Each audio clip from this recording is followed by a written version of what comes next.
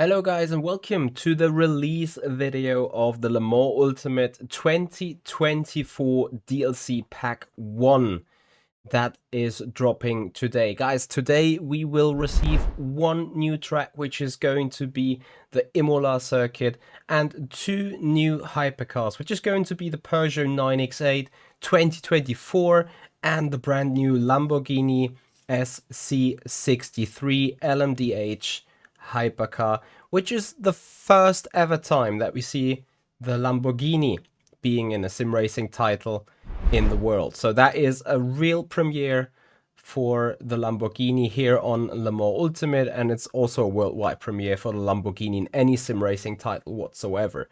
So this update is going to be interesting in multiple ways, as there is not only a new track and a new car, or two new cars, which we're actually looking a bit more deeper into in the next couple of minutes, but there's also more information about how the game is going to proceed from here on. There is the first time that we have an actual sort of specific timetable on the line. So today marks the release of the DLC Pack 1.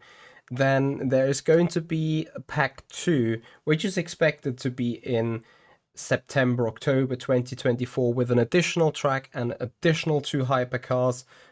Which hypercars those will be, probably easy to know. The ones remaining in the 2024 regulation that we haven't seen yet. Pack 3 is going to be expected around December, which will feature another track and the first selection of 3 GT3 cars as per the 2024 WEC regulations. So that is where more of the 2024 regulation, more of the 2024 content is coming into play. I'm pretty sure a lot of people were looking forward to that December drop. And then expected in Q1 2025 is going to be another track and 4 GT3 cars. Looking at the pricing for the Pack 1, it's going to be €12, 10 British pounds, $13. And additionally, or like not additionally, but in contrast to that, you can already purchase the season pass, which will get you every pack released as soon as it's available for £40, €47, or $50, which means approximately an up to 25% discount instead of, picking each pack one by one. So that's news for the pricing and for the DLC packages that we get onto the game. Guys, let me know down in the comments area below. You think it's justified? You think it's too cheap? You think it's too expensive? I know a lot of people have been mourning about this is still an early access and now we're getting DLCs. Let me know what you think. And of course, guys, if you appreciate the video, please hit the subscribe button, ring the bell, give the video a like, and share it to your friends.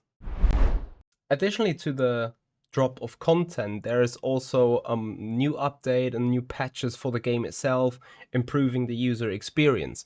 So we're gonna deep dive a little bit into the new replay options that have been added in a moment. But before doing so, one of the most significant changes, and I know that will satisfy a lot of people, is that during a fixed multiplayer event, vehicle changes made are now saved on the session change. So that means whenever you set your car ready for the qualifying, adjusting the adjustable things such as brake pressure, brake bias, that will not revert back to default. Same with the fuel level. That shall not further revert back to default as soon as the session changes, but will keep saved locally for the moment, going from practice to quali and from quali to race, so you find your values always ready at the same time. Another interesting feature is the new additions that are made to the replay office. So here you can see pedal inputs on the driver's car as we are changing to the onboard. So what is already known is the current standings tower, but the most interesting addition are the pedal inputs, the steering wheel inputs, and obviously the G-force meter still attached to the key figures of the car. However, and that is something that we're very, very unused about when coming from, say, R Factor 2 again. The latest edition also features an option to skip through the lap. So that's lap 1, lap 2, 3, and so on. So as you can see, the difference to the car ahead is always changing a little bit back and forth. So that is a clear indication that you're always jumping up a lap, and you also see it here down in the tape. So that is very interesting, and that is also a new feature dropping here with this 2024 DLC Pack 1. And obviously beyond that we have a couple of other changes. So we have multiple fixes, whether that is bugs, whether that is functionalities of the actual gameplay. That is being tackled. For instance, the BMW now has the correct downshift protection. Some GTE cars had issues with the RPM band showing correctly on the onboard dashes, so stuff like that has been tackled as well. We have fixes for graphics, graphic glitches, or other graphical issues that we've seen on shaders on the cars. There is bug fixes within the multiplayer and all that, but I'm pretty sure we will see a full list of the fixes being posted in a changelog as soon as it becomes available. I'm gonna put that down in the comments area or the video description area so you guys can check it out.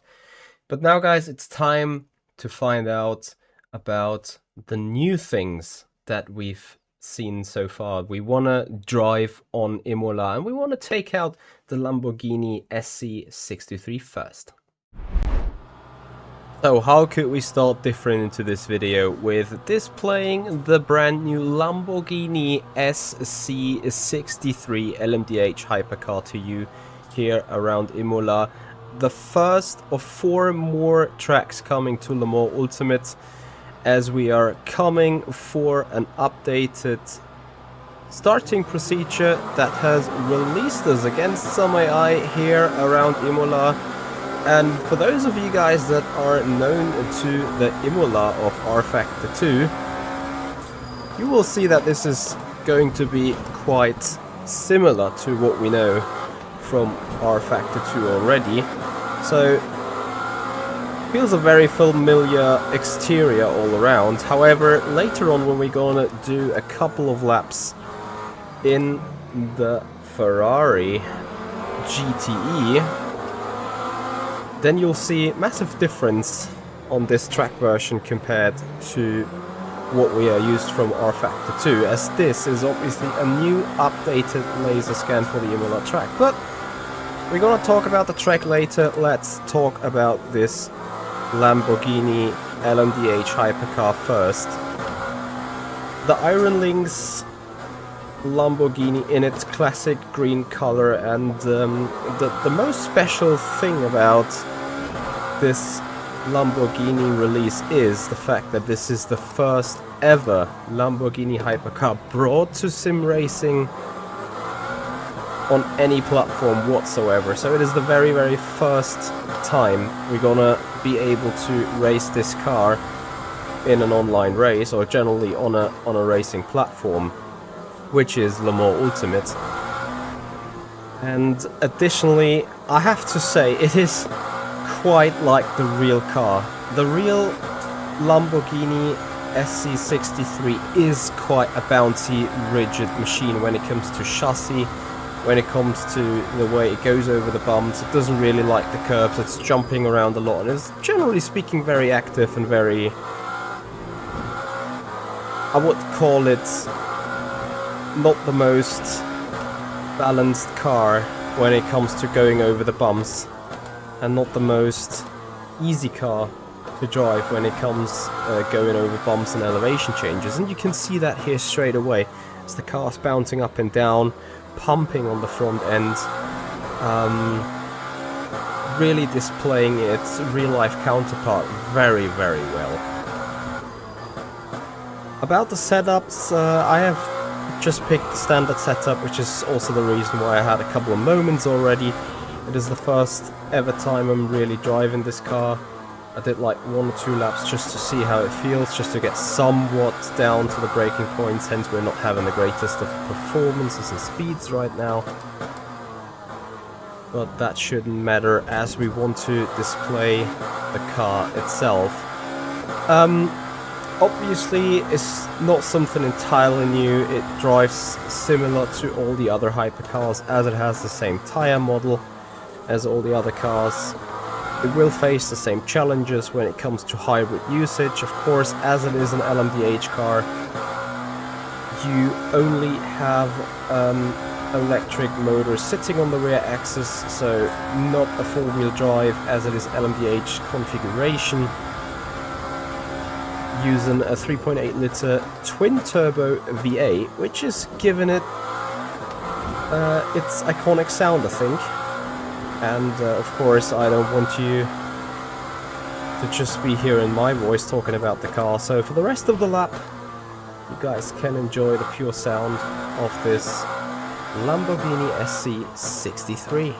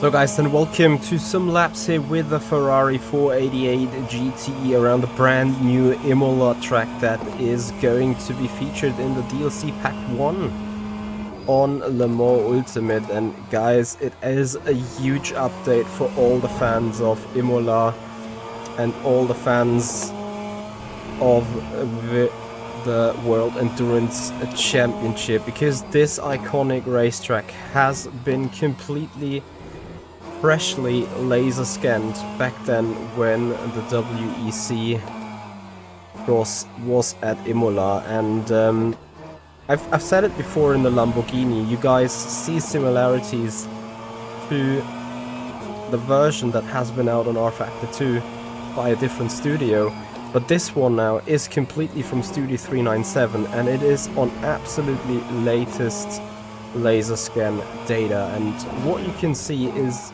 the iconic, I want to call it tricolore still, despite it's probably more French rather than Italian, but you see the, you know, the Italian flag style curbs that are very iconic around this Imola circuit, together with the rumble strips and the rumble curbs that you see an extension of the actual curbs in a couple of spots, like here in Rivazza 1 and 2 on the exit, this one I'm referring to, and here on the actual apex, and once again on the exit of Rivazza 2. So those curbs now being extremely mountable, so you can really straight line them with a car, as we've already seen the Ferrari taking them beautifully, as obviously the Ferrari 488 GT is pretty brilliant over bumps and curbs,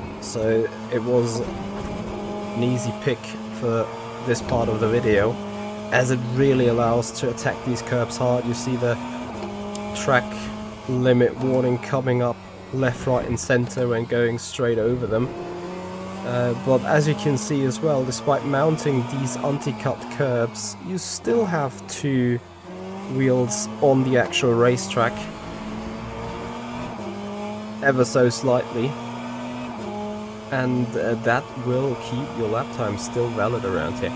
What else is about to say of this new Imola track that makes its debut to Le Mans Ultimate? I think they have done an awesome job on the gravel traps, because unlike other racing games where you can like really power through and straight line through the gravel traps, it is a real gravel trap here. When you touch the gravel, you'll lose a shed load of time, as I will be able to demonstrate you by running wide through turn 1 and re-entering into turn 3, which is what happens probably the most on these races around Imola, as obviously turn 1 after this long main straight is going to be the best overtaking opportunity, so mistakes are going to be done and off tracks and runoffs are made. So we will see how the gravel trap will interfere with our car here. So as we brake way too late, we go wide, and you see there is a huge rumbling and jumping, and it really makes you slowing down the car to not lose control over it while going through these gravel traps. So that is a real penalty going off the track. Same goes for this one here. It's not like you're gonna just lose a little bit of time. In my case now, we also lost a little bit of control, and that really makes it punishing to really go too far, to go beyond what's possible physically on the racing line, to go beyond the curb.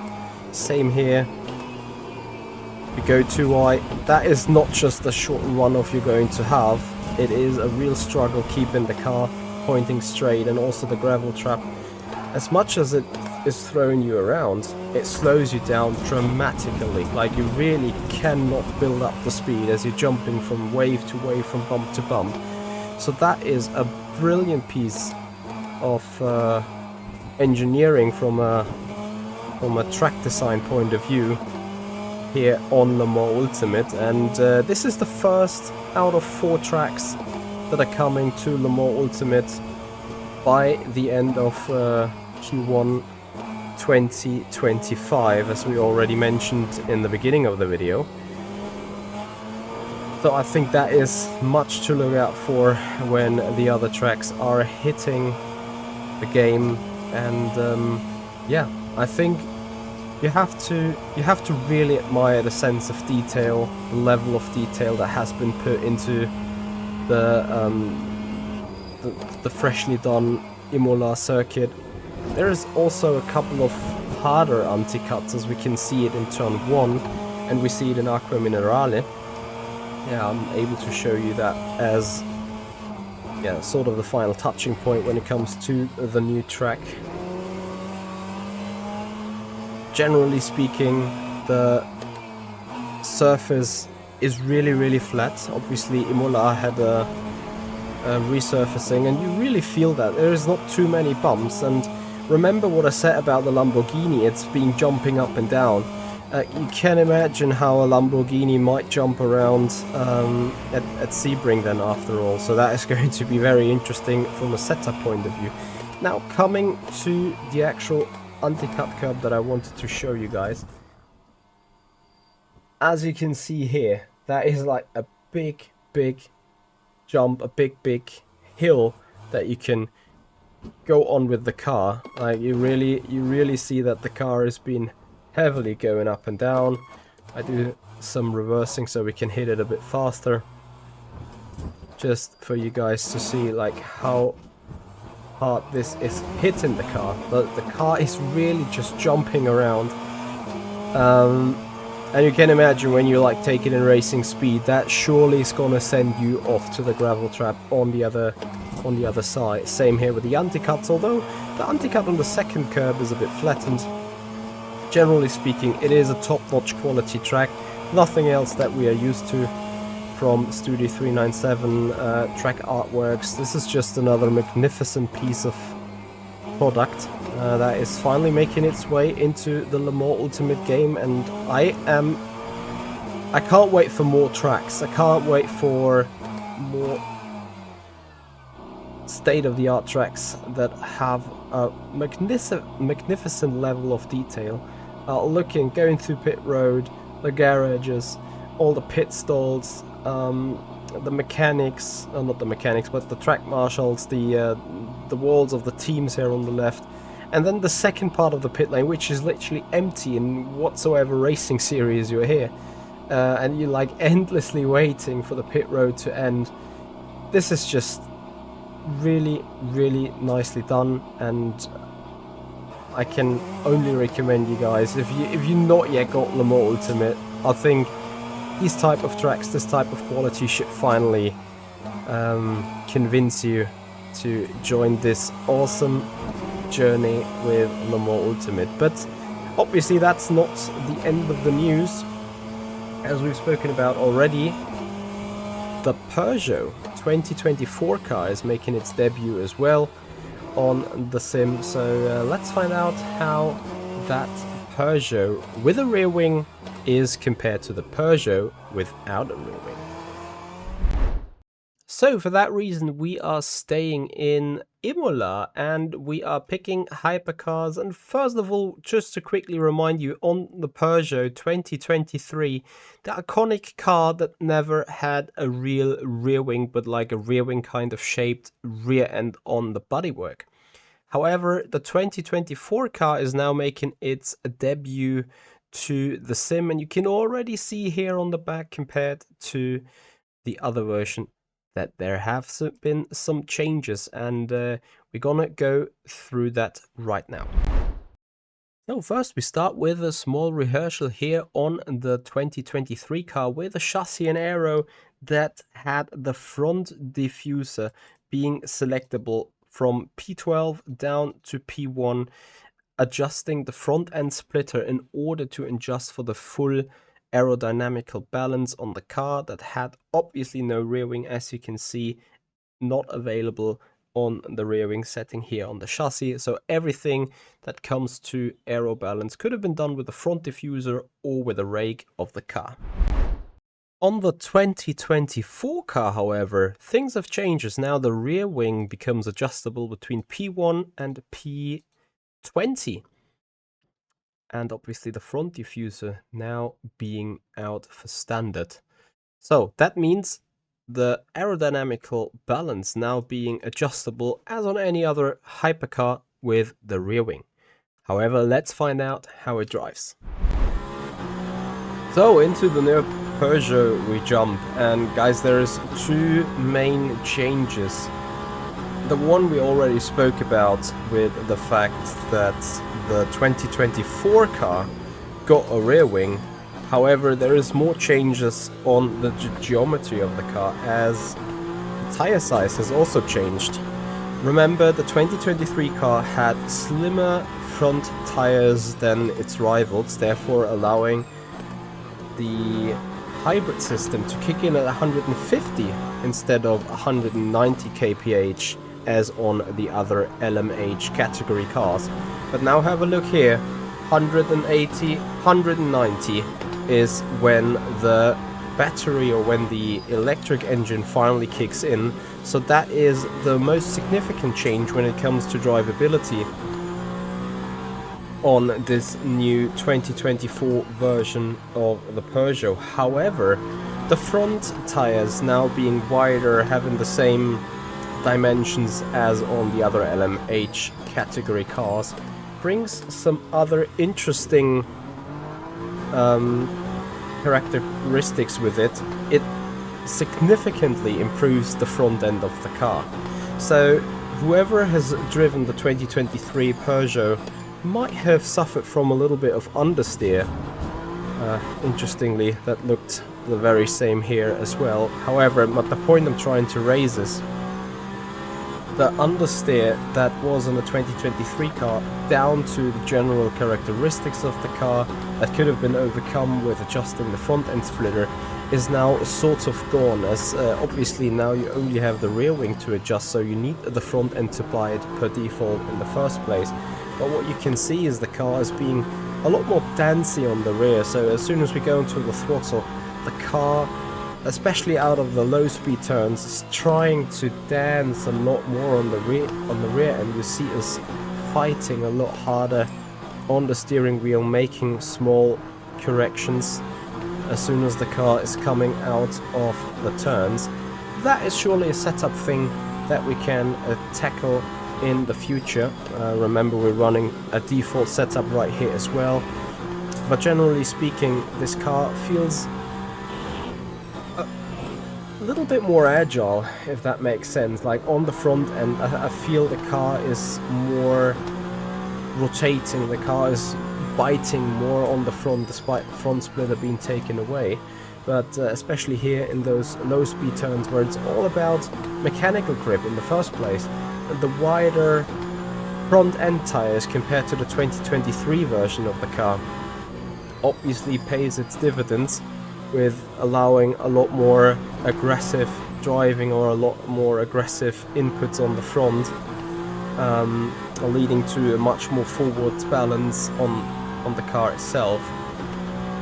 Besides that, not too much has changed in the general drivability. Remember, it is the hybrid system kicking in at 190 instead of 150 kph. That is the biggest difference when it comes to actual driving from a power deploy point of view. So that will obviously change a little bit of things when it comes to high-speed turns, as in previously the Peugeot would have been probably all active on the front in medium to high-speed corners, and that may vary a little now, as we are speaking about, let's say, Peugeot or Stavolo exit at Spa, where it was a clear advantage of the Peugeot running at any point with a hybrid, depending on how old the tires are on other LMH cars. Stavolo exit or Peugeot exit has not always been with an activated hybrid system, or Portimao, let's say, with a lot of medium to high speed turns. This is where the Peugeot really had a little bit of a benefit. That is seemingly gone now, as it is being made up though with a more aggressive front end in the first place. So it's just, I would call it a sort of a rebalancing of the car characteristics that we're seeing here for sure. How competitive it will be compared to the other cars, we will have to see. Obviously, with the Lamborghini and the Peugeot 2024 car now coming to the game, that is still little different physics files. Remember, it is not just a different livery on the Peugeot, that is actually just also a different car, despite it has the same engine, it has, generally speaking, the same chassis, if you want to neglect the fact of the rear wing. But everything underneath the bonnet, underneath the bodywork, is still the same on this number 93 Peugeot that we're driving just here. So, however, for the game development point of view, that still meant redoing all the files, using new physical evidence, new aero maps, new physical data for sure, as the aerodynamical values and also the tire grip values on the front end are very much different compared to the version before.